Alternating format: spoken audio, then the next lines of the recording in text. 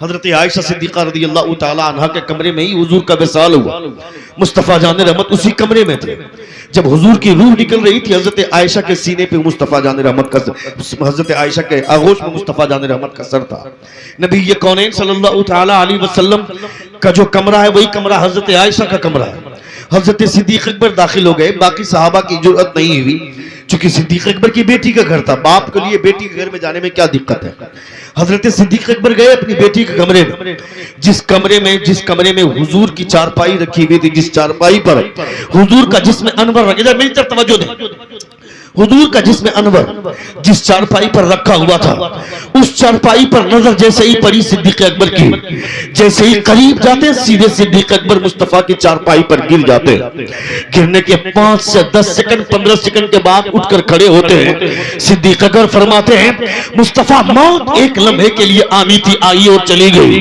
اے آقا ایک لمحے کے لیے موت, چونکہ خدا کا حکم ہے کل نفس ذائقۃ الموت, ہر نفس کو موت کا مزہ چکھنا ہے. ایک لمحے کے لیے موت آنی تھی, آئی اور آ کر چلی گئی. مگر جیسے آپ کل زندہ تھے آج بھی زندہ ہے اور صبح قیامت تک ویسے ہی زندہ رہے. بہت خوب. نعرہ تکبیر, نعرہ رسالت, مسلک اعلی حضرت حضرت علامہ شہاب الدین ثقافی. نعرہ تکبیر, نعرہ رسالت. صبح قیامت تک آپ ویسے ہی زندہ رہیں گے. یہ صدیق اکبر نے فرمایا تھا. حضور اعلیٰ حضرت نے فرمایا انبیاء کو بھی اجل آنی ہے, صرف اتنی کی فقط آنی ہے, پھر اسی آن کے بعد ان کی حیات مثل سابق وہی جسمانی ہے. یعنی حضور جیسے پہلے تھے آج بھی مصطفیٰ ویسے ہی ہے اور قیامت تک مصطفیٰ ویسے ہی رہیں گے. پھر کس بنیاد پر سنی جلسوں کے ساتھ کھلواڑ کرتا ہے؟ 4 آدمی ادھر بیٹھتا ہے, 5 آدمی ادھر بیٹھتا ہے, کوئی پاؤں چڑھا کر بیٹھتا ہے, کوئی پاؤں پھیلا کر بیٹھتا ہے. تمہیں پتہ ہے امام صاحب دعا کرتے ہیں نماز میں, دعا کرنے کے بعد وہ داہنے مڑ جاتے ہیں. کبھی پوچھا امام صاحب سے داہنے کیوں مڑ جاتے ہیں؟ کبھی پوچھنے کی جرأت ہوئی آپ؟ کوئی بات ہے؟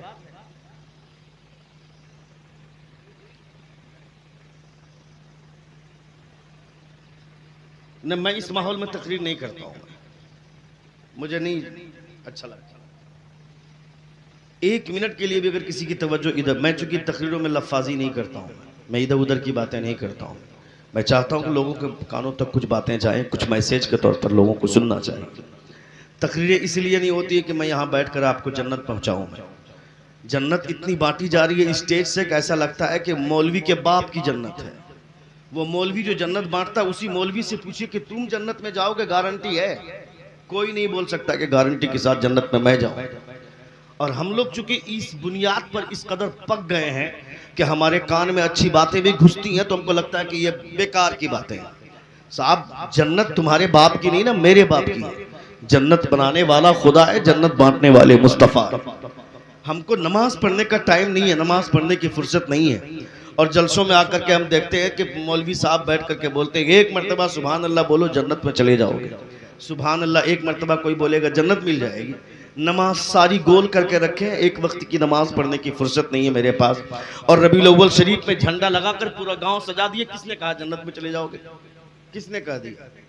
ربیع الاول شریف میں جھنڈے لگانا فرض نہیں ہے, مستحب ہے, مگر نماز پڑھنا فرض ہے. اس سے زیادہ ضروری ہے نماز. نماز پہ زیادہ توجہ دینی چاہیے, مگر ایک آدمی بھی نماز نہیں پڑھتا ہے. یہاں پہ اگر 100 لوگ ہیں, 100 لوگوں میں سے اگر میں کہہ دوں پوچھوں کہ کتنے لوگ نماز پڑھتے ہیں, مشکل سے 4 سے 5 ہاتھ اٹھے گا, اس سے زیادہ ہاتھ نہیں اٹھے گا کسی. اور ہم یہاں بیٹھتے ہیں جنت پر بھروسہ کر کے. جنت پر بھروسہ اگر ہم کرتے ہیں تو رسول دی وقار صلی اللہ تعالی علیہ وسلم پر اعتماد کرتے ہوئے.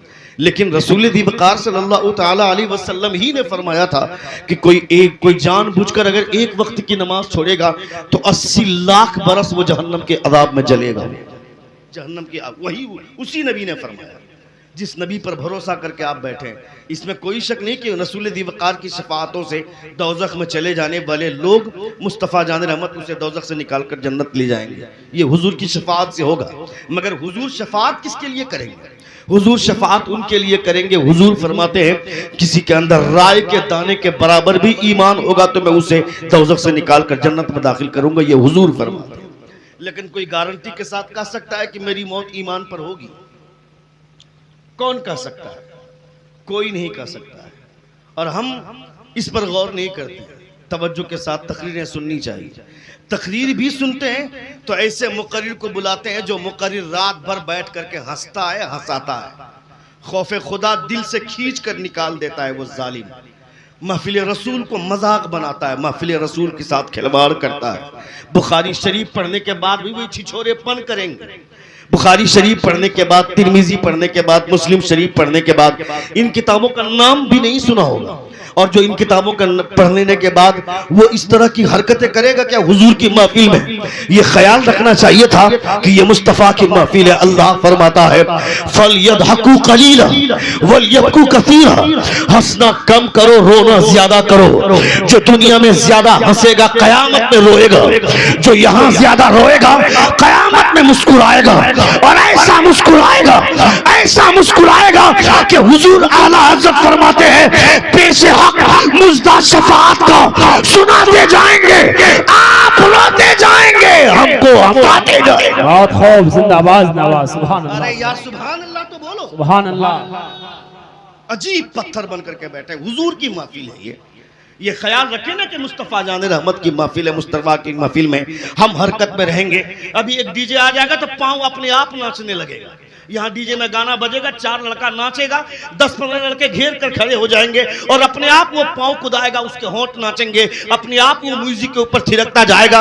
اور حضور کی محفل میں بیٹھ کر کے ایسا بیٹھے گا جسے کوئی بت رکھا ہوا ہے، منہ سے سبحان اللہ نہیں نکلے گا. ہاتھ اٹھانے کے لیے کہو تو 4 آدمی اٹھائے گا، 15 آدمی ویسے ہی رہیں گے کہ میں اسٹینڈرڈ آدمی ہوں، میں وی آئی پی آدمی ہوں. میں اسے کبھی وی آئی پی نہیں سمجھتا ہوں جو مصطفیٰ کے نام پر بولنا نہ جانے. میں اسے کبھی وی آئی پی نہیں سمجھتا ہوں جو حضور کے نام پر ہاتھ نہیں اٹھانا جائے.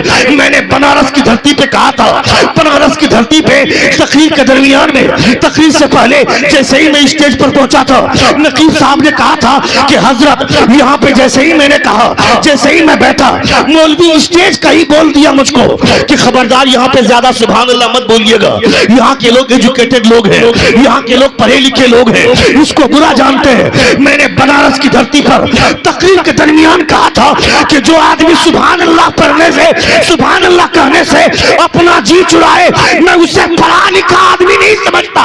پڑھا لکھا آدمی وہ ہوتا ہے جو نبی کے نام سننے کے بعد سبحان اللہ کہے. ماشاءاللہ. بہت خوب. نعرہ تکبیر، نعرہ رسالت، مسلک اعلیٰ حضرت، زیارت حرمین شریفین. نعرہ تکبیر، نعرہ رسالت. حضور کی غلامی نے مجھے وی آئی پی بنایا. میں کون ہوتا ہوں؟ حضور کی نوکری نے مجھے غلامی، حضور کی نوکری نے مجھے وی آئی پی بنایا. کوئی اگر حضور کی غلامی کو چھوڑ کر وی آئی پی بننا چاہتا ہے تو اس کی کوئی اہمیت نہیں ہے. وی آئی پی تب ہوگا. یہ دیکھ رہے ہیں آپ، اس کا مطلب سمجھ رہے ہیں آپ؟ اس کا مطلب یہ ہے کہ مقرر کو بھی انعام دینا چاہیے، خطیب کو بھی انعام دینا چاہیے. ابھی شاعر صاحب ساون مدھو پوری صاحب نعت پڑھ رہے تھے، ادھر سے 4 آدمی اٹھ رہا تھا، ادھر سے 5 آدمی اٹھ رہا تھا. تم لوگوں کی وجہ سے ماحول خراب ہو رہا ہے سماج میں. لوگ اپنے بچوں کو پڑھا نہیں رہے، لوگ اپنے بچوں کو پڑھا نہیں رہے، شاعر بنا رہے ہیں. 90% لوگ اسٹیج پر ایسے ہیں جو پڑھے لکھے نہیں ہیں. وہ کچھ لوگ تو ایسے ہیں کہ باپ 6 سال کی عمر، بیٹا 6 سال کی عمر میں، اور اس کا باپ اس کے نام سے پروگرام بک کرتا ہے، اس کو لے کر کے گھومتا ہے اسٹیج پر. اس کو پڑھانا چاہیے تھا ابھی مدرسے میں. پہلے وہ عالم بنتا، عالم بننے کے بعد پھر وہ جو میدان چنتا، یا وہ شاعر بنتا، یا خطیب بنتا، یا پھر امام بنتا، یا مدرس بنتا. پڑھنے کے بعد پڑھا نہیں، اسٹیج پر چل رہا ہے. یہ تو تمہاری بے وقوفی کی وجہ سے ہوتا ہے، کیونکہ تم نے آواز کی بنیاد پر انعام دیا، تم نے ترنم کی بنیاد پر انعام دیا، تم نے دھن کی بنیاد پر انعام دیا. لوگوں نے پڑھنا چھوڑ دیا. اگر تم حضور کی حدیث سن کر انعام دیے ہوتے، تقریر سن کر انعام دیے ہوتے، تو لوگوں کے دماغ میں بات یہ بیٹھتی پہلے علم حاصل کرو.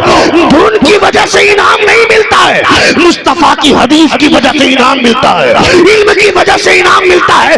لوگوں کے سمجھ میں بات آئے گی مصطفیٰ کا علم ایسا ہے جس سے دنیا بھی روشن ہوتی ہے اور آخرت بھی روشن ہو جاتی ہے. بہت خوب. سبحان اللہ. زندہ باز. یہ لوگوں کے سمجھ میں آئے گا.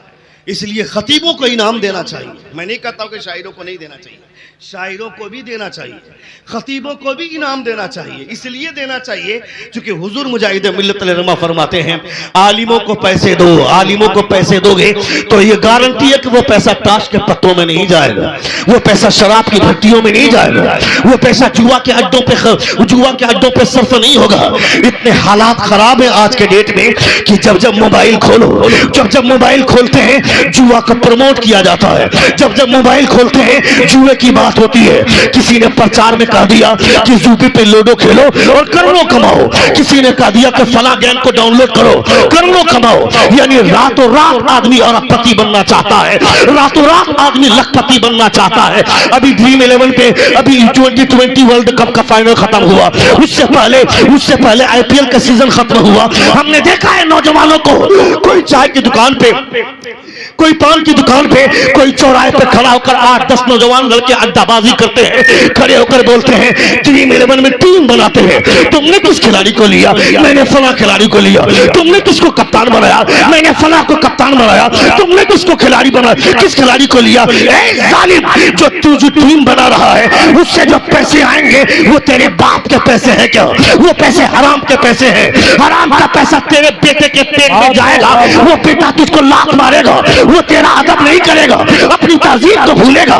حرام کے لقمے کا اثر, ایک لقمہ اگر پیٹ میں جاتا ہے اس کا اثر 40 دن تک رہتا ہے. پورا سماج حرام خور بن گیا, پورے سماج میں لوگ حرام کھانے لگے. ابھی تم نے نہیں دیکھا کیا اننت امبانی کی شادی ہوئی, امبانی کا بیٹا اننت امبانی کی شادی ہوئی, 40,000 کروڑ روپے اس نے اپنی شادی میں خرچ کیے. اور وہ بولتا ہے ایڈ آتا ہے, اس کا پرچار آتا ہے, وہ بولتا ہے میں اپنی شادی کے موقع سے 1 ارب روپیہ بھارت کے لوگوں کو دان کرنا چاہتا ہوں. اے ظالم, 40,000 کروڑ روپیہ اپنی شادی میں خرچ کرنے کے بعد ریچارج مہنگا کر کے بولتا ہے 1 ارب روپیہ دان کر دیں گے. غریبوں کے پیسے پہ عیاشی کرتا ہے, غریبوں کے پیسے پر شادی میں رلیاں بناتا ہے, غریبوں کے پیسے پر شادی میں عیش کرتا ہے اور بولتا ہے غریبوں میں دان کرنا چاہتے ہیں. 40,000 کروڑ روپے خرچ کر کے بولتا ہے غریبوں میں دان کرے گا. تو کون ہوتا ہے دان کرنے والا؟ تو غریبوں کا خون چوسنے والا ہے. دان کرنے والا کون ہے؟ دینے والا کون ہے؟ بریلی کے تاجدار سے پوچھ, حضور اعلیٰ حضرت فرماتے ہیں کون دیتا ہے؟ دینے کو منہ چاہیے, دینے والا ہے سچا ہمارا نبی. نعرہ تکبیر, نعرہ رسالت, زندہ باد, اللہ اکبر, یا رسول اللہ. کون دیتا ہے؟ دینے کو منہ چاہیے, دینے والا ہے سچا ہمارا نبی. میرے کریم سے اگر قطرہ کسی نے مانگا دریا بہا دیے ہیں, دربے بہا دیے ہیں.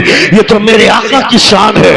آج تک زمانے والے جب بھی جاتے ہیں مصطفیٰ جان رحمت کی بارگاہ میں دامن چھوٹا پڑ جاتا ہے مگر مصطفیٰ کی عطا کم نہیں ہوتی. سن رہے آپ؟ سن رہے ہیں؟ نہیں سن رہے؟ سن رہے؟ کتنے لوگ سن رہے؟ ذرا ہاتھ اٹھا کر کہیں یا رسول اللہ, یا رسول اللہ, اور ایک بار کہیں یا حبیب اللہ, یا حبیب اللہ. 50 منٹ کی گفتگو آپ نے, 40 منٹ کی گفتگو آپ نے سن لی, اور 10-15 منٹ بولوں میں؟ بولوں 40 منٹ گفتگو, 1 گھنٹہ کم سے کم ہونا چاہیے. 20 منٹ اور سن لیجئے. بہت اچھے لوگ ہیں, ایک بار زور سے کہیں یا رسول اللہ. اب آپ نے ماحول بنایا ہے. اب لگ رہا ہے کہ میں اچھے لوگوں کے بیچ میں بول رہا ہوں, اب لگ رہا ہے کہ میں زندوں کے بیچ میں بول رہا ہوں. حضور کی محفل میں بیٹھ کر خاموشی نہیں, حضور کی محفل میں سنیوں کے جلسے میں جہاں دین کی بات ہوتی ہے, تبدیل کی بات ہوتی ہے, مصطفیٰ کے پیغامات کی بات ہوتی ہے, وہیں پر انسان یہ بات کا احساس کرے کہ جب حضور کی بات سنتے ہیں تو ہمارے چہرے پہ تازگی رہتی ہے, ہم مسکراتے. زور سے بولیں, زور سے بولیں, اور زور سے بولیں. یہ حضور کی بات ہے. دنیا کی تمام باتیں ایک طرف اور آمنہ کے لال کی باتیں ایک طرف. دنیا کی تمام باتوں میں سب سے بہترین بات میرے پیغمبر کی ہوتی ہے. 1 ارب روپیہ دان کرنے کی بات کر کے لوگ ایویٹر گیم ڈاؤن لوڈ کر رہے ہیں اپنے موبائل میں, اور ہر آدمی سوچتا ہے کہ میں فوراً کروڑ پتی بن جاؤں, لاکھ پتی بن جاؤں. یہ حرام یہ حرام کاری کی طرف دنیا تمہیں مائل کر رہی ہے، مگر مصطفیٰ نے بہت پہلے سے تم کو روک دیا ہے۔ جس کو حضور حرام کر دے قیامت تک کوئی اسے حلال نہیں کر سکتا ہے، اور جسے میرے پیغمبر حلال کر دیں قیامت تک کوئی اسے حرام نہیں کر پائے گا۔ اس لیے میرے حضور کے فرمان پہ عمل کیجئے۔ آپ کا بیٹا کوئی غلط کام کرے اسے آج ٹوکیے۔ کیوں آج ان کو اسٹیج پر بیٹھایا گیا ہے؟ میں سے اسٹیج پر اس لیے بیٹھایا گیا، پوچھئے علماء سے، یہ ممبر رسول ہے نا، یہ مصطفیٰ جان رحمت کا ممبر ہے نا، جب تک قرآن کی تلاوت نہیں ہوئی تھی یہ اسٹیج تھا، اسٹیج پہ کوئی بھی بیٹھ سکتا ہے، نیتا ہوگا وہ بھی بیٹھے گا، ایم ایل اے یا ایم پی ہوگا وہ بھی بیٹھے گا، کھڑا ہو کر پیشاب کرنے والا بھی اسٹیج پر بیٹھ سکتا ہے۔ کب تک؟ جب تک قرآن کی تلاوت نہیں ہوئی تھی۔ جیسے ہی قرآن کی تلاوت ہو گئی اب یہ اسٹیج نہیں، یہ ممبر رسول بن گیا، حضور کا ممبر بن گیا۔ اب اس ممبر پر کوئی ایم ایل اے نہیں بیٹھے گا، کوئی ایم پی نہیں بیٹھے گا، کھڑا ہو کر پیشاب کرنے والا کوئی عام آدمی نہیں بیٹھے گا۔ اب اس اسٹیج پر، اب اس ممبر رسول پر وہ بیٹھے گا جس کے سینے میں مصطفیٰ کا علم ہوگا، جس کے سینے میں قرآن کی دولت ہوگی۔ میں کہتا ہوں اگر قرآن کا علم رکھنے والا ہی بیٹھے گا، مصطفیٰ کا علم رکھنے والا ہی بیٹھے گا، تو یہ آنگوبیا کون ہے؟ ان کو کیوں بیٹھایا ہے؟ ان کو بیٹھانے کی ضرورت کیا ہے؟ تو ہر آدمی جواب دے گا مصطفیٰ کا علم حاصل کرنے کی وجہ سے وہ عزت والے ہو گئے تو اسٹیج پر بیٹھ گئے۔ انہوں نے بھی مدینہ جانے کا ارادہ کر لیا ہے۔ جو مدینے کا مسافر ہوتا ہے وہ مصطفیٰ کا مہمان ہوتا ہے۔ زندہ باد زندہ باد، سبحان اللہ، نعرہ تکبیر، نعرہ رسالت، زیارت حرمین شریفین، نعرہ تکبیر۔ مصطفیٰ کا مہمان ہوتا ہے نبی کو۔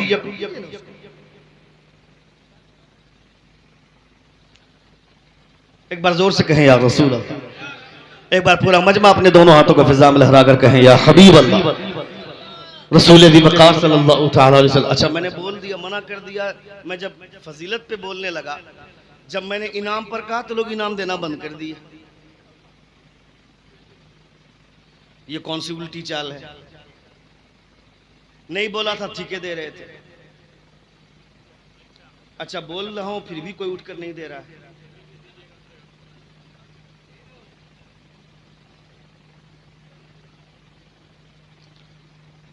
یہ اس لیے بولا جاتا ہے، سنیے ہنسیے مت، یہ مسکرانے کی بات نہیں ہے، یہ سیکھنے کی بات ہے۔ یہ آپ لوگوں کو کہا اس لیے جاتا ہے تاکہ آپ سیکھیے۔ آپ لوگ جو حال کرتے ہیں امام لوگوں کو نا قربانی کے موقع سے، وہ ہم لوگ محسوس کرتے ہیں، یہ ہم لوگ محسوس کرتے ہیں۔ 15,000 نہیں 25,000 روپے کا مال خریدا، 50,000 روپے کا جانور خریدا، امام صاحب کو لا کر دکھایا، محلے کے لوگوں کو لا کر، میرے گھر میں جو مال آیا کسی گھر میں نہیں حضرت، 2 کنٹل سے کم نہیں نکلے گا۔ میں تو ہٹیا گیا تھا اور ہٹیا میں دیکھ کر کے میں نے کہا کہ یہ کرے لے وہ،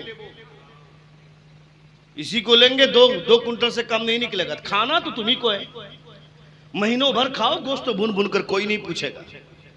گوشت چونکہ حضور کی بارگاہ میں جاتا نہیں، نہ خدا کی بارگاہ میں جاتا ہے، نہ ہڈیاں جاتی ہیں نہ چمڑا مدرسے والے، اب تو مدرسے والے بھی نہیں لے رہے ہیں، اب تو اسے بھی زمین میں دفن کر رہے ہیں، ہڈیاں بھی زمین میں دفن کر رہے ہیں، خون زمین سک کر لے رہی ہے۔ آپ پاس جو گوشت بچتا ہے وہ گوشت آپ مہینوں خشک کر کے کھاتے ہیں، اس کو آپ بھون بھون کر کے کھاتے ہیں۔ پھر خدا کی بارگاہ میں گیا کیا؟ خدا کی بارگاہ میں صرف آپ کے دل کا صاف ارادہ جاتا ہے، آپ کی نیت کتنی اچھی ہے وہ پہنچتی ہے خدا کی بارگاہ میں۔ اور آپ کی نیت کیا ہے؟ 25 کنٹل کا مال ہم نے لے لیا، 50,000 روپے خرید کر کے ہم نے لے لیا، اور ہماری نیت اتنی گندی ہے کہ امام صاحب آئے قربانی کر کے چلے گئے، 1 روپیہ دینے کی توفیق نہیں۔ شرم نہیں آتی ہے مجھ کو؟ گاؤں میں موچ دے کر کے، موچ میں گھی دے کر کے گھومتے، اور امام صاحب کو خالی ہاتھ اپنے دروازے سے واپس بھیج دیا۔ کس بنیاد پر؟ تم کو تو سوچنا چاہیے تھا کہ جانور ہم نے ذبح کیا، یہ سواری میرے لیے کل قیامت کے میدان میں یہ جانور میرے لیے سواری کا کام کرے گا، تو امام صاحب اپنے کپڑے خراب کیوں کریں گے؟ ان کے کپڑوں میں خون کیوں لگے گا؟ ان کے پاجامے میں خون کیوں لگے گا؟ وہ کیوں پورے بدن میں خون لے کر کے پورے محلے میں گھومیں گے؟ میں کہتا ہوں تم کو پہلے امام صاحب کو خوش کرنا چاہیے تھا۔ امام صاحب ذبح ہو جانے کے بعد کہیں ایسا نہ ہو کہ میں یہ نذرانہ دینا بھول جاؤں، قربانی بعد میں کیجئے گا، نذرانہ پہلے لیجئے۔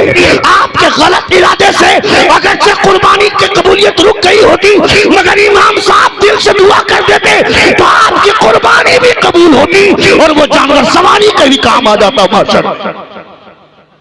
مگر یہ بولے گا کون؟ یہ سکھائے گا کون؟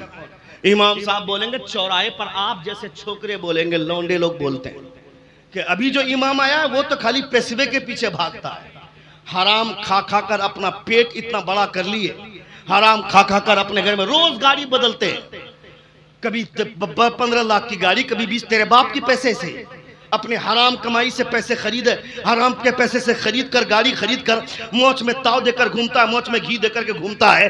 کسی نے علاج کے لیے پیسے رکھے تھے، کسی نے اپنی بہن کی شادی کے لیے پیسہ رکھا تھا، کسی نے غریب کی بیٹی کی شادی کے لیے پیسہ رکھا تھا، کسی نے اپنے ماں کے کینسر کا علاج کروانا تھا، اس کو موبائل کے ذریعے ہڑپ لیا، اے ٹی ایم کے ذریعے پیسہ مار مار کر کروڑوں روپے کی بلڈنگ بنوا رہا ہے، روز گاڑی بدل رہا ہے. اے ظالم، تیرے باپ کا پیسہ ہے کیا جس سے روز اڑتا ہے، روز گاڑی خریدتا ہے؟ کبھی حرام کو چھوڑ کر حلال کے پیسے سے گاڑی خرید، تب تیری جوانی سمجھیں گے، تب تیری مردانگی سمجھیں گے، تب تیری اوقات سمجھیں گے. قسم خدا کی، حرام کے 1000 طرح کی بریانی سے بہتر حلال کی سوکھی روٹی ہے. آپ خوب زندہ باز نواز سبحان اللہ. حرام کی بریانی سے بہتر حلال کی سوکھی روٹی ہے. اچھا یہاں کوئی ATM مارنے والا نہیں ہے؟ یہ مت سوچئے کہ میں ATM والے کو ٹارگٹ کر رہا ہوں. بہت ساری جگہوں پہ لوگ بولتے ہیں کہ ATM مارنے والا نذرانہ دیتا ہے اور ATM والوں کے خلاف بولتے ہیں. کیوں؟ حق نہ بولے؟ کیا بولے؟ مطلب تم حرام کام حرام پیسوں سے جلسہ کرواؤ. کچھ مولوی ایسے بھی ہیں ATM مارنے والا جلسہ کروایا اور مولوی آ کر کے اسٹیج پہ بول کر کے اس کو جنت کی سرٹیفکیٹ دے کے جاتا ہے. کیوں؟ انعام ملتا ہے نا، پیسے ملتے ہیں نا ATM والوں سے، نذرانہ ملتا ہے نا بہت زیادہ ATM والوں سے. میں کہتا ہوں قسم خدا کی اس دن اسے بھی جواب دینا ہوگا جو اس طرح کے لوگوں کو پروموٹ کرتا ہے، ایسے لوگوں کو حوصلہ بڑھاتا ہے. خبردار خبردار، یہ تو اس کے لیے تو جائز ہو جائے لیکن تمہارے لیے ہمیشہ حرام ہے. جب تک ان تمام پیسوں کو جہاں جہاں سے لیا جب تک اسے واپس نہیں کرے گا تب تک وہ پیسے تمہارے لیے حرام رہیں گے. اس لیے اس چیز کا خیال رکھنا چاہیے. مدینہ شریف اگر آپ کا بچہ اس لائق ہے تو ہر بیٹے کو چاہیے کہ زمین بیچ کر بھی جانا پڑے مگر حضور کے شہر دیکھ کر کے آئے، مصطفیٰ کا مدینہ دیکھ کر کے. پیسہ ہوگا دارجلنگ جائیں گے، پیسہ ہوگا کشمیر جائیں گے، پیسہ ہوگا تو چلو دلی گھوم کر کے آتے ہیں. پیسہ ہوگا بہت زیادہ پیسے نہیں لگتے ہیں، 70-80 ہزار روپے میں آدمی 15 دن کا سفر کر کے آ جائے گا. 7 دن 8 دن مکہ اور 8 دن مدینہ شریف میں لوٹ کر کے آئے گا، لوٹ کر کے آ جائے گا. لوگ کہیں گے کہاں سے آئے ہو؟ تم دارجلنگ دیکھ کر کے آئے، تم کشمیر دیکھ کر کے آئے. میں وہاں دیکھ کر آیا ہوں جن کے صدقے میں خدا نے دارجلنگ کو بھی بنایا، کشمیر کو بھی بنایا. میں تو اس جگہ کو دیکھ کر کے آیا ہوں. اس لیے ہر ایک کو اس بات کا احساس ہونا چاہیے مصطفیٰ جان رحمت صلی اللہ تعالی وسلم کے شہر سے بڑھ کر دنیا کا کوئی شہر نہیں ہے. حضور کا شہر سب سے خوبصورت. دبئی والوں کو بہت گھمنڈ تھا نا، دبئی والوں کو بہت زیادہ غرور تھا، دبئی والے بہت اترا رہے تھے. اس نے کفر کو پروموٹ کیا، اس نے عبادت کرنے کے لیے کافروں کو عبادت کرنے کے اس نے مندر بنایا. اللہ رب العزت کی تھوڑی سی گرفت ہوئی، ہلکا سا بارش کا ہلکا سا جھوکا اتنا تباہی مچا دیا دبئی میں کہ سوچ بھی نہیں سکتا ہے. 25 سال پیچھے دبئی چلا گیا. اللہ رب العزت کی تھوڑی سی گرفت ہوئی ہے. جس دن پوری گرفت ہو جائے گی سوچ تیرا غرور کہاں جائے گا، تیرا گھمنڈ کہاں جائے گا. یہاں بھی سعودی والوں کو بھی بہت زیادہ گھمنڈ ہو گیا، بہت زیادہ غرور ہو گیا. اے ظالم، اللہ رب العزت نے مصطفیٰ کے شہر کی خدمت کرنے کا ملکہ دیا ہے، اس کا شکریہ ادا کرنا چاہیے. حضور کی مسجد میں اپنی لگزری کار لے کر کے گھسا تھا. یہ بادشاہ لگزری کار لے کر کے گھسا ہے اور لگزری کار لے کر کے وہاں تک پہنچا ہے جہاں پہ بادشاہ سر جھکاتا ہے، جہاں پہ فرشتے ایک مرتبہ آتے ہیں. 70,000 فرشتے صبح میں، 70,000 فرشتے شام میں ایک بار آتے ہیں. قیامت تک اس کا نمبر نہیں آتا ہے. اس جگہ کی تو بے حرمتی کرتا ہے، تیرا بھی غرور ٹوٹے گا، تیرا بھی گھمنڈ ٹوٹے گا. چونکہ اللہ رب العزت دنیا پلٹ دے گا مگر اپنے محبوب کی گستاخی کبھی برداشت نہیں کرے گا. میرا پروردگار کیا کہا تھا ابو جہل نے؟ تب اللہ رب العزت نے فرمایا، ابو جہل نے کہا تھا کہ میں دونوں ہاتھ توڑ دوں گا محمد کے، دونوں ہاتھ ٹوٹ جائیں گے اس کے، پھر اس کی ساری بکراتی چلی جائے گی. معاذ اللہ، یہ ابو لہب نے کہا تھا. اللہ رب العزت نے اسی انداز، اس طرح کوئی خدا بات کرتا ہے کیا؟ خدا کے بات کرنے کا انداز ایسا ہوتا ہے کیا؟ ابو لہب کے دونوں ہاتھ ٹوٹ جائیں، برباد ہو جائیں، اس کی بیوی لکڑیاں ڈھونے والی، اس انداز میں تو ہم لوگ بات کرتے ہیں، یہ تو ہم لوگوں کی عادت ہے، مگر اللہ رب العزت نے اینٹ کا جواب پتھر سے دیا۔ مصطفیٰ خاموش رہے، مطلب سمجھ میں آ گیا۔ اگر کوئی حضور کے خلاف بولتا ہے اور خاموش رہے تو یہ مصطفیٰ کی سنت ہے، مگر اینٹ کا جواب پتھر سے دینا یہ خدا کی سنت ہے۔ اینٹ کا جواب پتھر سے دینا یہ خدا کی سنت ہے۔ اپنے آپ میں بہت زیادہ غرور کرنے والے، گھمنڈ کرنے والے لوگوں کی خدا گرفت فرماتا ہے۔ نمرود نہیں رہا، چلا گیا، فرعون نہیں رہا، چلا گیا، شداد نہیں رہا، چلا گیا، حامان نہیں رہا، چلا گیا، قارون نہیں رہا، چلا گیا۔ یہ کون لوگ ہیں؟ قوم عاد۔ قوم عاد معلوم ہے آپ کو؟ قوم عاد جانتے ہیں کس کو بولتے ہیں؟ قوم عاد۔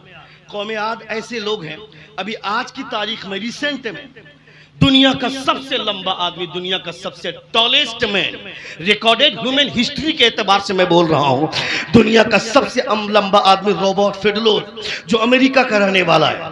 مگر ابھی ریسنٹ کی ہسٹری اور اس کا سروے ہے کہ ریسنٹ میں جو سب سے لمبا آدمی ہے وہ ترکی کا کوسم سلطان، جو سب سے زیادہ لمبا آدمی ہے، اس کی ہائٹ 8.28 ہے۔ کتنی ہے؟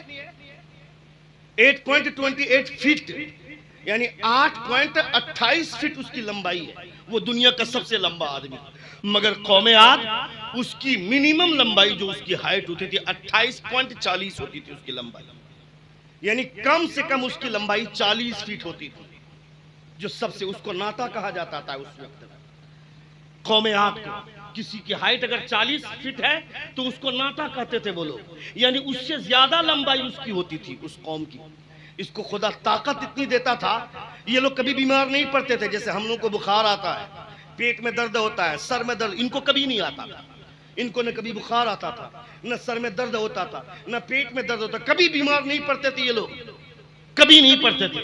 600 سال ان لوگوں کی عمر ہوتی تھی، 500 سال ان کی عمر ہوتی تھی۔ ان کی حالت تھی، پہاڑوں کو ہم لوگ اینٹا جوڑ کر مکان بناتے ہیں، مٹی کا گارا ڈال کر، سیمنٹ کا گارا ڈال کر مکان، یہ لوگ پہاڑ کو چیر کر مکان بناتے تھے، اتنے طاقتور تھے یہ لوگ۔ کیا کیا خدا نے؟ یہ لوگ پہاڑوں کا مکان، پہاڑوں کا سینہ چیر کر مکان بنا رہے ہیں۔ اللہ فرماتا ہے وَتَتَّخِذُونَ مَصَانِعَ لَعَلَّكُمْ تَخْلُدُونَ، مکان ایسا بنا رہے ہو جیسے کہ تم کو ہمیشہ رہنا ہے۔ 600 سال کی عمر دی ہے خدا نے، کبھی بیمار نہیں پڑتے ہیں، کبھی ان لوگوں کو سر میں درد نہیں ہوتا ہے، کبھی بخار نہیں آتا ہے۔ پھر اس کا مکان جو پہاڑوں کو چیر کر مکان بنا رہے ہیں، ان لوگوں کو خدا نے فرمایا کہ مکان ایسا بنا رہے ہو جیسے تم کو ہمیشہ رہنا ہے۔ خدا نے اسے برباد کر دیا، خدا نے اسے زندہ، خدا نے اسے ہلاک کر دیا۔ میری عمر 60 سال ہے، میری عمر 70 سال ہے، 70 سال میں 4 منزلہ مکان، 5 منزلہ مکان، 4 لاکھ روپے باتھ روم میں خرچ کر دیے۔ مسجد کے امام کی تنخواہ 1000 بڑھانے کی بات نہیں، جنٹلمین کی طرح چوک پہ کھڑے ہو کر کے بولتے ہیں 7000 میں گاڑی تو ٹھیک چل رہی تھی، 1000 اور بڑھانے کی ضرورت کیا ہے؟ میں کہتا ہے ظالم، تیرے موبائل میں روزانہ 500 روپے کا ریچارج ہوتا ہے، تیری بیوی کے موبائل میں 300 روپے کا ریچارج ہوتا ہے، تیرا بیٹا پب جی کھیلتا ہے ریچارج کروا کر، تیرا بیٹا فری فائر کھیلتا ہے، یعنی ہر مہینہ 3000 روپے کا تو ریچارج کرتا اپنے گھر والوں کا۔ امام کو 500 روپے دینے میں تیری نانی مر گئی، تم کو یہ سوچنا چاہیے تھا یہ میرا امام ہے، امام، میں وہاں کھڑا ہوتا ہوں جہاں نبی کے صحابہ کھڑے ہوتے تھے، اور میرا امام وہاں کھڑا ہوتا ہے جہاں مصطفیٰ کھڑے ہوتے تھے۔ نعرہ تکبیر، نعرہ رسالت، مسلک اعلی حضرت، زیارت حرمین شریفین، نعرہ تکبیر۔ میرا امام وہاں کھڑا ہوتا ہے جہاں حضور صلی اللہ تعالیٰ علیہ وسلم کھڑے ہوتے تھے۔ یہ تصور کر لیے ہوتے تو 500 روپیہ بھاری نہیں پڑتا۔ محلے میں 200 گھر ہوتے ہیں، 100 روپیہ 150 روپیہ مہینہ دینا پڑتا ہے، تو لوگوں کی حالت خراب رہتی ہے۔ 8000 سے تنخواہ سے زیادہ ہم کبھی نہیں آگے بڑھ پاتے۔ یہاں کے امام صاحب کی تنخواہ کیا ہے؟ کون ہے امام صاحب؟ آپ؟ اچھا، یہ ایک بات یہ بھی بتا دے رہا ہوں، یہ مت سوچئے گا امام صاحب نے ہم کو بول کر کے بٹھایا ہے کرسی پر۔ بہت سارے لوگوں کے دماغ میں یہ بھی شیطانی چلتی ہے۔ کل میں کٹک میں تقریر کر رہا تھا، کٹک میں تقریر کرنے کے درمیان میں تھوڑی سی اس حوالے سے نظر ڈال دی کہ صدر اور سیکریٹری کے حوالے سے، خزانچی کے حوالے سے، جو آج کل مدرسے پہ ظلم کرتے ہیں یہ لوگ، مسجد کے امام پر ظلم کرتے ہیں۔ آج صبح میرے پاس سے 11 بجے فون آ گیا، 12 بجے بول رہے ہیں آپ 1 گھنٹہ تقریر کی حضرت، ہم لوگ کو بہت اچھا لگا، مگر بعد میں 1 گھنٹہ تقریر کر کے بیٹھ گیا. اس کے بعد پھر مجمع نے فرمائش کی اور 20 منٹ مجھ کو اور بلوایا, چونکہ 10 بجے تک وہاں پرمیشن رہتا ہے. 10:20 تک میری تقریر وہاں پہ گئی. 20 منٹ ان لوگوں نے زبردستی مجھ کو بلوایا, چونکہ تقریر ان لوگوں کو اچھی لگی. 20 منٹ میں نے ذرا سے اس پر روشنی ڈال دیا. تو صبح میرے پاس فون آ گیا 12 بجے. کسی سے نمبر لے کر کے فون کیا صدر سیکریٹری نے, کہا کہ آپ نے 1 گھنٹے کی تقریر کی, مجھے بہت اچھا لگا, ہم لوگوں کو بہت اچھا لگا, مگر یہ جو 20 منٹ آپ نے صدر سیکریٹری کے بارے میں کہا, یہ ہم لوگوں کو اچھا لگا, اس سے بہت دکھی ہوئے ہم لوگ کا دل بہت دکھا اس حوالے سے. میں نے کہا میں کیا کروں, میرا تو مقصد ہی یہی تھا کہ آپ کی اصلاح ہو. آپ کے دل میں بات لگی, مقصد میرا یہی تھا. جو بات دل میں لگتی ہے تبھی آدمی سدھرنے کی کوشش کرتا ہے, اور اگر دل میں نہ لگے, میں ہنسی مذاق کی طور پر بات کروں تو مطلب نہیں ہے نا. مطلب اصلاح کا مقصد ہونا چاہیے, اصلاح کی کوشش ہونی چاہیے. اس کا مطلب ہے کہ آپ ظلم کرتے ہیں اپنے امام پر, اس کا مطلب ہے کہ آپ ظلم کرتے ہیں اپنے مدرسے کے اساتذہ پر. ظلم نہیں کرتے, تمہیں چوٹ نہیں لگتی. اگر ظلم نہیں کرتے تم یہ بولتے کہ مفتی صاحب آپ نے بہت اچھا بولا. آج کل حالات ایسے ہیں, بہت سارے لوگ ایسا کرتے ہیں, ہم لوگ نہیں کرتے مگر بہت سارے لوگ ایسا کرتے ہیں, اس لیے اس پر زیادہ بولیے. اگر آپ اچھا کرتے تو یہ بولتے آپ. اس لیے یہ مت سوچیے کہ ہم کو کسی نے کہا ہے. ہم لوگوں کو ٹیوشن لے کر تقریر کرنے کی ضرورت نہیں ہے, اللہ کا فضل ہے. ہم لوگ پڑھنے کے دور میں کبھی ٹیوشن نہیں کیے. پوچھیے ان علماء سے, پوچھئے سارے علماء سے جتنے لوگ ہیں. اسکول میں پڑھنے والے صبح جاتے ہیں 8 بجے, آتے ہیں شام کو 4 بجے. بچہ جاتا ہے 10 بجے, آتا ہے 4 بجے. آیا گھر میں کب یونیفارم اتارا اور اس کو صحیح سے کھانا بھی ٹھیک سے کھانے کا ٹائم نہیں ملا. کیا بھائی جلدی کھاؤ بیٹا, ٹیوشن پڑھانے والے ماسٹر آ گئے, جلدی جاؤ ماسٹر صاحب آ گئے, ورنہ پھر تمہاری پڑھائی رک جائے گی, تمہاری پڑھائی اچھی نہیں ہوگی. بچہ ایک ٹیوشن کر کے آئے, پھر دوسرے ٹیوشن کی تیاری. رات کے 8 بجے گھر لوٹا ہو, بیٹھ کر کو ہوم ورک بنائے گا. ہوم ورک بناتے بناتے ٹائم ہو گیا, کھانا کھائے گا. کھانا کھانے کے بعد پھر وہ سوئے گا. میں کہتا ہوں بچے کے لیے ٹائم نہیں ہے. میں کہتا ہوں اگر بغیر ٹیوشن کے بچہ پاس نہیں ہو سکتا ہے تو صبح 8 بجے سے لے کر 4 بجے تک اسکول میں کر کیا رہا تھا, اسکول میں گیا کس لیے تھا, پھر اسکول والے اتنی فیس کس لیے لے رہے ہیں. جب بچہ میرا ٹیوشن سے ہی پاس ہوگا, میرا بچہ کوالیفائڈ ہوگا تو ٹیوشن کے مادھیم سے ہی ہوگا. تو اسکول والے پیسے کیوں لے رہے ہیں, ان کو پیسہ کیوں دے رہے ہیں, ٹیوشن والے کو پیسہ کیوں نہیں دیں گے, اسکول میں پیسہ برباد کیوں ہو رہا ہے. میں کہنا یہ چاہتا ہوں بغیر ٹیوشن کے میرے گھر کا بچہ ڈاکٹر نہیں بن سکتا ہے, انجینئر نہیں بن سکتا ہے, پروفیسر نہیں بن سکتا ہے. مگر کبھی ان علماء سے پوچھ, کبھی ٹیوشن لیا ہے کیا. استاد نے بیٹھ کر, چاہے وہ قدوری ہو, چاہے مرقات ہو, چاہے ہدایت النحو ہو, چاہے تفسیر جلالین ہو, چاہے تفسیر قرطبی ہو, چاہے بخاری شریف ہو, جس کو پڑھا دیا استاد نے وہی کافی ہو گیا, کبھی ٹیوشن کرنے کی ضرورت نہ پڑی.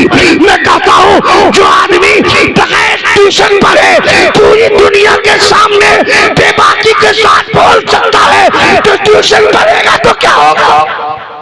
سبحان اللہ, سبحان ہمیں اللہ. ٹیوشن لینے کی ضرورت نہیں. جو پڑھنے کے دنوں میں ٹیوشن نہیں لیا ہے تو وہ پڑھانے کے دور میں کیا ٹیوشن لے گا. ہمیں ٹیوشن کی ضرورت ہی نہیں پڑتی ہے. یہ مصطفیٰ کے علم کی برکتیں ہیں, حضور کے علم کی برکتوں سے انسانوں کو نوازا جاتا ہے. آپ ڈاکٹر ہیں, انجینئر ہیں, 5 منٹ کے لیے مائک پر کھڑا کر دیں گے تو پورا پاؤں کانپے گا آپ کا. مگر مصطفیٰ کے علم کی برکتیں ہیں کہ لاکھوں کروڑوں کا مجمع ہمارے سامنے ہوتا ہے تو اسی بے باکی کے ساتھ بولتے ہیں یہ اپنا کمال نہیں, یہ مصطفیٰ کا کمال ہے. زور سے بولے. 1 گھنٹہ ہو گیا, ایگزیکٹ 1 گھنٹہ ہو گیا. انشاءاللہ پھر کبھی زندگی نے وفا کی تو سنیں گے, چونکہ 1:20. ہاں تو آپ لوگ تھک رہے ہیں تو ہم کو کیا سمجھ رہے ہیں. پوری فضیلت پر تقریر کر دی مگر پھر بھی لوگ بیٹھے ہوئے. کم سے کم بولنا چاہیے. نہیں بولیں گے کیسے جانیں گے, آپ کی توجہات کیسے سمجھیں گے. یہ مت سمجھیے گا پیسے, آپ کہیے گا کہ پیسے کی ضرورت نہیں. پیسے کی ضرورت ہر کسی کو ہے. آپ کو نہیں ہے پیسے کی ضرورت. پیسے کی ضرورت نہیں ہے تو کیوں آپ جو کھیتی کر رہے ہیں یہ بھی پیسے کی ضرورت ہے. ساری چیزوں میں پیسوں کی ضرورت ہے. ہم اپنے یہاں بلائیں اے سی مستری, اے سی فٹ کرنے والے مستری کو, وہ آتا ہے تو 1000 روپے چارج لے کر کے جاتا ہے. پائپ جوڑنے والے لوگوں کو بلاتے ہیں تو وہ بھی پلمبر اپنا چارج لے کر کے جاتا ہے. لائن ٹھیک کرنے والے مستری کو بلاتے ہیں وہ بھی چارج لے کر. مگر میں جاتا ہوں تمہارے یہاں فاتحہ پڑھنے کے لیے, تم کو فری میں فاتحہ پڑھوانا ہے. مولوی کے پاس سب سے بڑے بھکاری بن جاتے ہیں ہم. سب سے غریب، سب سے بڑی غریب ہے۔ مائک والے کو 15,000 روپیہ دیں گے، لائٹ والے کو 25,000 روپیہ دیں گے، 45,000 روپیہ کھانے میں بریانی کھلا کر لوگوں کو بھیج دیں گے، مگر جو مولوی کو بلائیں گے کبھی سستا کھوج کے 2,000 روپے میں کام نہیں چلے گا۔ یعنی مولوی کو دینے کے ٹائم میں مجھ سے بڑا بھکاری کوئی نہیں ہے، مجھ سے بڑا غریب کوئی نہیں ہے۔ اس کا خیال رکھیں، اس کا خیال رکھیں آپ۔ جس طرح ہر کسی کو ضرورت ہے اس طرح انہیں بھی ضرورت ہے، عالموں کو بھی ضرورت ہے، عالموں کا بھی خیال رکھیں آپ۔ تمہاری وجہ سے، چونکہ تم نے اس کی قدر نہیں کی، اس لیے لوگ بولتے ہیں کہ اپنی بیٹی کو مولوی سے نہیں دیں گے بیاہ، ورنہ مولوی خود کھانے کے لیے نہیں ہے اس کے پاس تو وہ اپنی میری بیٹی کیا کھلائے گا؟ ایسا ہوتا ہے نا۔ مگر لاکھوں کروڑوں میں کھیلنے والا آدمی اپنی بیوی کو اتنا خوش نہیں رکھ پاتا ہے جتنا خوش 8,000 کی تنخواہ پانے والا مولوی اپنی بیوی کو رکھتا ہے۔ یہ حالات ہیں ہمارے سماج کے، یہ درندگی ہے ہمارے سماج کی، جو عالموں کی قدر نہیں کرتے ہیں۔ پہلے تو پوچھا نہیں جاتا تھا بیٹیوں سے، پہلی بات تو آج کے ڈیٹ میں پوچھا نہیں جاتا ہے، اگر پوچھ بھی لیا جاتا ہے تو آج کل کی جاہل اور بغیرت لڑکیاں بولتی ہیں مجھے داڑھی والے سے شادی نہیں کرنی۔ ہمارے محلے کے ایک مولانا صاحب، میں نے اس کی شادی ایک جگہ طے کر دی، گھر والے بہت خوش تھے، کیا بھائی ایک عالم میرا داماد بنے گا، گھر کے ساتھ۔ ادھر میری طرف توجہ دیں، سن رہے ہیں؟ بولوں کہ نہیں بولوں؟ نہیں تو آپ اس طرح ادھر ادھر بات کرتے ہوئے سنیے گا تو پھر میری طبیعت نہیں لگے گی۔ بولوں 5-10 منٹ بولوں؟ اور کتنے لوگ سننا چاہتے ہیں؟ ذرا ہاتھ اٹھا کر کہیں یا رسول اللہ، اور ایک بار کہیں یا حبیب اللہ۔ سارے گھر کے سارے لوگ خوش تھے، مگر اس لڑکی کا اسٹیٹمنٹ آیا، اس لڑکی نے کہا کہ میں داڑھی والے سے شادی نہیں کروں گا، مولوی سے شادی نہیں کروں گا۔ یہ جواب آیا لڑکیوں کا، کیوں؟ ہم نے اپنی بیٹی کو کالج میں پڑھایا، ہم نے اپنی بیٹی کے، وہ لڑکیاں آج کے ڈیٹ میں کالج جاتی ہیں، یہ لڑکیاں RSS کے بھڑوؤں کے سامنے اپنے آپ کو بچھاتی ہیں، مگر اسے ایمان کا سودا کر کے وہ لوٹ آتی ہیں۔ 7 لاکھ سے زیادہ مسلمانوں کی بیٹیوں نے اگنی کے 7 پھیرے لگا کر غیر مسلموں کے ساتھ شادی کر لیا ہے، اگنی کے 7 پھیرے لگا کر دھرم پریورتن کر چکی ہے تمہاری وجہ سے، کیونکہ تم نے اپنی بیٹی کے دماغ میں بٹھایا بیٹی ڈاکٹر بن جاؤ، انجینئر بن جاؤ، پیسہ کماؤ گی، پروفیسر بنو، پیسہ کماؤ گی۔ اسے یہ کیوں نہیں سمجھا میری بیٹی ڈاکٹر بنے گی پیسہ ملے گا، انجینئر بنے گی پیسہ ملے گا، پروفیسر بنے گی پیسہ ملے گا، مگر یہ سب کچھ بننے سے پہلے فاطمہ کی کنیز بن جا، پیسہ ملے نہ ملے جنت میں حصہ ضرور مل جائے گا۔ سبحان اللہ سبحان اللہ، زندہ باد زندہ باد۔ یہ سمجھانا چاہیے تھا لڑکیوں کو، یہ سمجھا دیے ہوتے۔ میں تم سے کہتا ہوں اگر آج کے ڈیٹ میں تم کو اچھی لڑکی سے شادی کرنی ہے، خاندانی لڑکی سے، غیرت مند لڑکی سے، باحیا لڑکی سے، تو شادی سے 4 مہینہ پہلے داڑھی رکھ لو، اس لیے کہ داڑھی والے کو ہر لڑکی پسند نہیں کرے گی، داڑھی والے کو وہ لڑکی پسند کرے گی جس کے سامنے فاطمہ کا کیریکٹر ہوگا، جس کے سامنے حضرت عائشہ کا کردار ہوگا، چونکہ حضرت فاطمہ کے شوہر کے چہرے پہ داڑھی ہے، حضرت عائشہ کے شوہر کے چہرے پہ داڑھی ہے، اور مصطفیٰ سے زیادہ خوبصورت چہرہ دنیا کا کوئی چہرہ نہیں۔ اور تم نے اپنی بیٹی کو بیہودہ بنایا، تم نے اپنی بیٹی کو آوارہ بنایا۔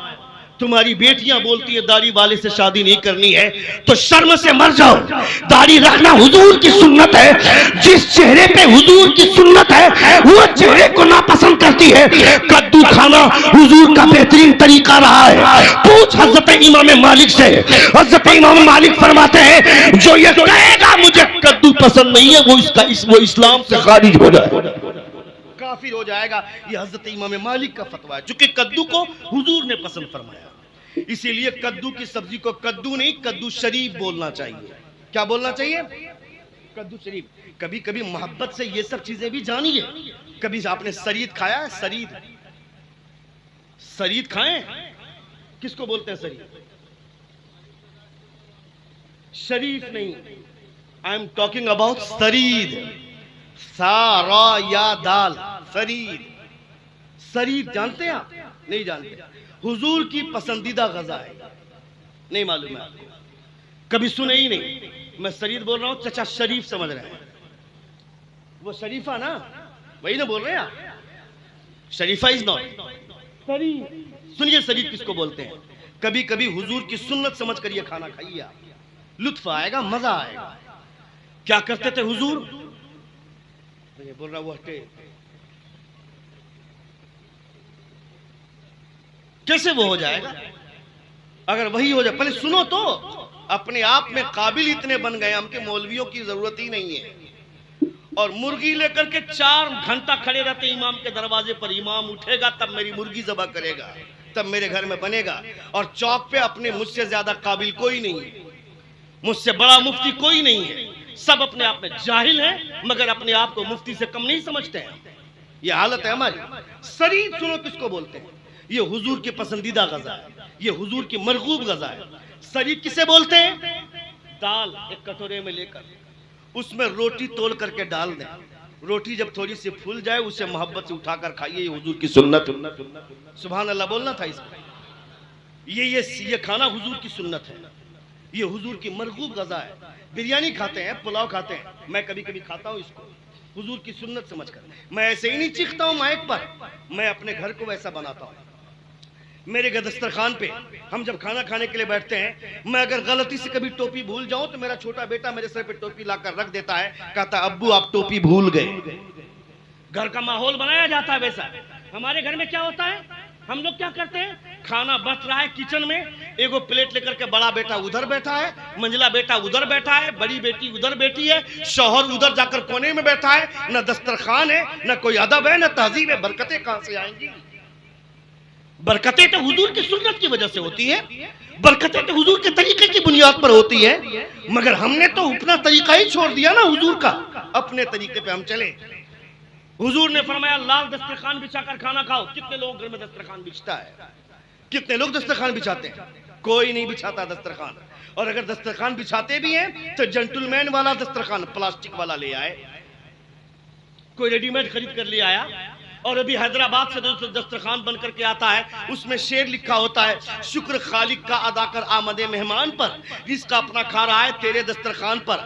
کھا رہے ہیں اور کھا کر گوشت ہم نے ہڈی ڈال دی دسترخوان پر، اور وہ ہڈی اسی پر گر گئی جس پر خالق لکھا ہوا ہے. خالق یا اللہ رب العزت کے اسماء الحسنی میں سے ہے. خدا فرماتا ہے هو اللہ الخالق البارئ المصور له الاسماء الحسنی. یہ خالق اللہ رب العزت کے اسماء الحسنی میں سے ہے.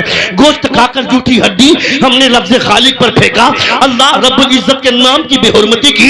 بتاؤ میرے گھر میں برکتیں ہوں گی یا میرے گھر میں فاقہ کشی کا ماحول آئے گا؟ میں کہتا ہوں تیرے گھر میں تنگ دستی کی وجہ کوئی دوسرا نہیں ہے، تو ہے تنگ دستی کی وجہ. تو آج سے حضور کی سنت ادا کرنا شروع کر دے، خدا برکتوں کا دریا بہانا شروع کر دے.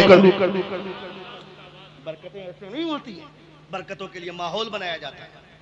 کوئی آدمی مسجد کے بغل میں مکان بنا لیا، اس نے کھڑکی چھوڑی یہ سوچ کر کہ ہوا آئے گی تو صرف ہوا ملے گی. اور اگر کسی نے کھڑکی یہ سوچ کر چھوڑ دیا کہ امام صاحب مغرب میں عشاء میں فجر میں تلاوت کریں گے، اس تلاوت کی آواز میرے گھر تک پہنچے گی، تو اس ارادے کی وجہ سے اب اس کو ثواب بھی ملے گا، ہوا بھی ملے گی. نہیں سمجھے آپ؟ نہیں سمجھے؟ سمجھے کہ نہیں؟ تو سبحان اللہ کون بولے؟ سمجھنے کے بعد بھی سبحان اللہ نہیں سمجھے تو نہیں سمجھ میں آیا. چلو بھائی کیسے بولیں، لیکن سمجھ میں آ رہا ہے تو سبحان اللہ بولنا چاہیے، چونکہ حضور کی باتیں ہو رہی ہیں، مصطفیٰ کی باتیں ہو رہی ہیں. اور بولو اور بولیں، کتنے لوگ سنیں؟ یہ کھوپڑی بھری ہوئی ہے، اس کا ٹینشن مت لیجئے گا. آپ کا سینہ کتنا چوڑا ہے میں وہ جاننا چاہتا ہوں. میں صبح تک بولوں گا، پریشانی نہیں ہے مجھ کو. سمجھ رہے ہیں آپ؟ یہ کھوپڑی بھری ہوئی، کمپیوٹر بھرا ہوا ہے. صبح تک بولوں گا قسم خدا کی میٹر میرے پاس کمی نہیں ہوگا، میٹر کی کمی نہیں ہوگی. لیکن آپ کی طبیعت ویسی ہی ہونی چاہیے، جاذبیت بھری، زبردستی بیٹھ کر کے نہیں. اللہ رب العزت سلامت رکھے. جی بولو.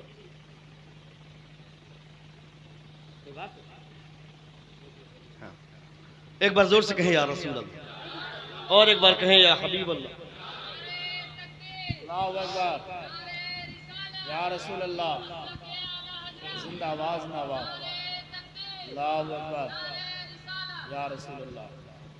ہاں پہلی بات تو لوگوں کو پوچھا، لڑکیوں کو پوچھا. میں یہی سے بات میری ذرا پھیل گئی. سنیں آپ، لڑکیوں کو پوچھا نہیں جاتا، جبکہ حضور نے اپنی بیٹی کے نکاح کروانا چاہا تو حضور نے پوچھا تھا اپنی بیٹی سے، جبکہ حضور کو ضرورت ہی نہیں تھی پوچھنے کی. نبی کو خدا نے اتنا پاور دے کر بھیجا ہے اس دنیا میں کہ مصطفیٰ کسی بھی لڑکی کا نکاح کسی بھی لڑکے کے ساتھ طے کر سکتے ہیں حضور. دنیا کی تمام بیٹیوں پر حضور کا اختیار تھا. دنیا کے تمام بیٹوں پر حضور کا اختیار تھا. وہ کسی کا بھی رشتہ کسی کے ساتھ بھی طے کر دیں. اتنا پاور تھا مصطفیٰ کے پاس. تو جس آدمی کے پاس, جس انسان کے پاس, جس نبی کے پاس پوری دنیا کے لڑکیوں اور پوری دنیا کے لڑکوں پر کنٹرول تھا, اس نبی کو اپنی بیٹی پر کنٹرول ہوگا کہ نہیں؟ زور سے بولے, ہوگا نا کنٹرول. مگر جب حضور نے اپنی بیٹی کا نکاح کرنا چاہا تو حضور فرماتے یا فاطمہ ان علی یذکرکی, اے فاطمہ علی تمہارا تذکرہ کرتا ہے. بیٹی کو پوچھنے کے لیے اشارے کافی ہیں. کوئی ضروری نہیں کہ آپ کھلے لفظوں میں کہہ دیں کہ میری بیٹی تم کو رشتہ کیسا چاہیے, تمہیں لڑکا کیسا چاہیے. لڑکی تو چونکہ حیاؤں کا پتلا ہے, شرم و حیا کی مادیت اس کے اندر رہتی ہے. آپ اسے ڈائریکٹ نہیں پوچھ سکتے. اپنی بیٹی اپنی بیوی سے کہہ دیں, آپ کی بیوی اس سے کہہ دے کہ اسے لڑکا کیسا چاہیے. پہلی بات تو پوچھا نہیں جاتا. اگر پوچھ بھی لیا جاتا ہے تو آج کل کی بےہودہ اور بے غیرت لڑکیاں اس طرح کا جواب دیتی ہیں.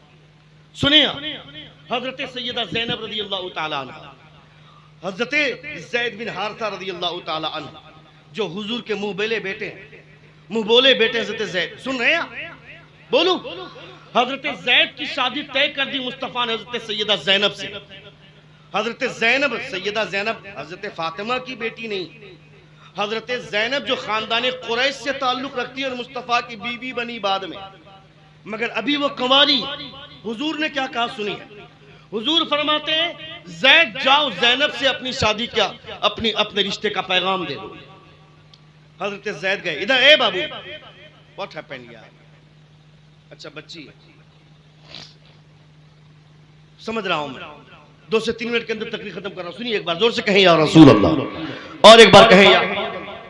حضرت زینب رضی اللہ تعالیٰ عنہ کے پاس گئے. حضرت زید نے کہا کہ زینب میں آپ سے نکاح کرنا چاہتا ہوں, آپ کو میں رشتے کا پیغام دینا چاہتا ہوں. حضرت زینب فرماتی ہیں اپنی اوقات دیکھیے, اپنی حیثیت دیکھیے. تو ایک غلام ہے اور میں قریش کے خاندان سے تعلق رکھتی ہوں, خاندان قریش کی بیٹی ہوں, میں تجھ سے شادی کیسے کر سکتی ہوں؟ تو ایک غلام کی حیثیت سے زندگی گزار رہا ہے. حضرت زید کہتے ہیں ادھر میں ہی توجہ دے. حضرت زید کہتے ہیں میں خود نہیں آیا ہوں, مجھ کو حضور نے بھیجا ہے. حضرت زینب کہتی ہے حضور نے بھیجا ہے تو کیا ہوا, اپنی زندگی کے فیصلے میں خود کر سکتی ہوں. میں کسی کا کہنے کا محتاج نہیں ہوں. میں نے حضور کا کلمہ پڑھا ضرور ہے, مگر اپنی زندگی پر میرا حق ہے, میری مرضی چلے گی. یہ کہی رہی تھی حضرت زینب. اللہ رب العزت نے حضرت بلبل سدرہ جبریل امین کو قرآن کی آیت دے کر بھیجا. بلبل سدرہ آ کر کہتے ہیں اے اللہ کے رسول, اللہ فرماتا ہے وما کان للمؤمن ولا مؤمنة اذا قضى الله ورسوله امرا ان يكون لهم الخيار. اللہ فرماتا ہے کہ جب خدا اور اس کے رسول کسی کے بارے میں فیصلہ کر دے تو پھر اس کا اختیار نکل جاتا ہے, اختیار صرف مصطفیٰ کا باقی رہ جاتا ہے. یہ خدا فرماتا ہے. جیسے ہی یہ آیت سنی حضرت زینب نے, حضرت زید سے کہتی ہیں زید مجھے نہیں پتا تھا کہ جسم میرا ہے مگر مرضی خدا کے رسول کی. ابھی آج کل کی کچھ عورتیں بولتی ہیں نا, کچھ لڑکیاں بولتی ہیں نا میرا جسم میری مرضی. پاکستان میں ایک نعرہ چلا تھا, آزاد عورتوں نے نعرہ لگایا تھا, جلوس نکالا تھا کہ میرا جسم میری مرضی. اور یہ بول کر کہ جب گاؤں کی کوئی لڑکی بگڑتی ہے اور چوک اور چوراہے پہ یا کالج میں اگر کوئی لڑکی پکڑی جاتی ہے تو گاؤں کا لڑکا جب اسے ٹوکتا ہے تو وہ بولتی تم کو کیا پرابلم ہے, یہ میری زندگی کا سوال ہے, تم کو کیا دقت ہے. میرے باپ نے مجھ کو اسکوٹی دی, میرے باپ نے مجھ کو موبائل دیا, میرے باپ مجھے نہیں روکتا ہے نہیں ٹوکتا, تو ٹوکنے والا کون ہوتا ہے. اس لڑکی کو تماچا مار, اس کی وجہ سے پورے سماج کی ناک کٹے گی. اس لڑکی کی بے حیائی کی وجہ سے پورے سماج کے لوگوں کو داغدار ہونا پڑے گا. اس لیے اسے سمجھا کہ تیرا جسم تیری مرضی نہیں, جسم تیرا مگر مرضی مصطفیٰ کی چلے. زور سے بول, زور سے. جسم تیرا مگر مرضی مصطفیٰ کی. مصطفیٰ کے قانون سے بڑا دنیا کا کوئی قانون نہیں. حضرت زینب نے کہا زید مجھے نہیں پتا تھا کہ میری شادی پر بھی مرضی مصطفیٰ کی چلے گی, اس لیے میں تم سے نکاح کرنے کے لیے تیار ہوں. حضرت زینب کا نکاح حضرت زید رضی اللہ تعالیٰ عنہ سے ہوا. ہم اپنی بیٹیوں کو پہلی بات پوچھتے نہیں، اور اگر پوچھ لیتے ہیں تو ایسے سوالات آتے ہیں، ایسے جوابات آتے ہیں سوالوں کے. یہ کس بنیاد پر ہوتا ہے؟ اس کی تہذیب خراب ہے، اس کو آپ نے ایجوکیشن نہیں دیا ہے، اس کو آپ نے تعلیم نہیں دیا ہے. اپنی بیٹیوں کو اس قابل بنائیں کہ آپ کی بیٹیاں بگ باس کا سپنا دیکھ کر کے شادی نہ کریں، بگ بازار کا سپنا دیکھ کر کے شادی نہ کریں کہ روزانہ مہینے میں کم سے کم 5 مرتبہ وی مارٹ لے کر کے جائے گا، بگ بازار لے کر کے جائے گا.